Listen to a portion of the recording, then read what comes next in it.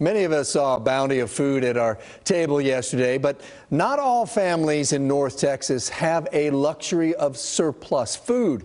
A special Gardening 101 this week. We found a plot of land in Dallas that is part of a movement to serve those who need it the most. It's called Giving Grows. At Owenwood Farms in Dallas County, giving grows out of the land itself.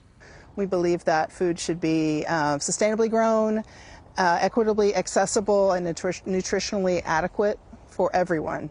Over the last 4 years, Marshall and her nonprofit have been building up their organic farm operation just east of downtown Dallas. United Methodist Church owns the 7 acres and folds the farm into their community center here. This is trying to become a place where people can gather. There's senior programs for seniors. We have a community garden that's open to anyone to have a bed and grow their own food. As they continued to expand the garden, they found Giving Grows in Kansas City, a nonprofit putting in fruit groves across the country in underserved areas. This was the first one to get established.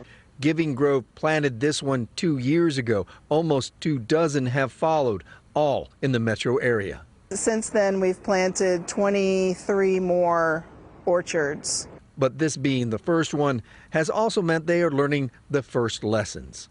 Along the way, we will learn the management techniques for our area. I mean, that may involve netting over the trees so that the birds and the varieties that work better than others. We'll learn all kinds of things. The hope is to add 20 orchards a year. It might take 5 years for these trees to get to full production, but they can produce for 3 decades.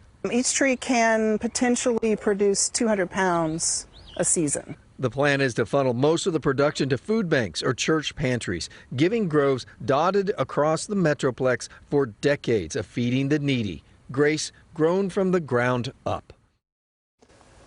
And I'll answer your question right off the top. Yes, they are trying apples. If you have a question about your garden, just go to our website, cbsnews.com.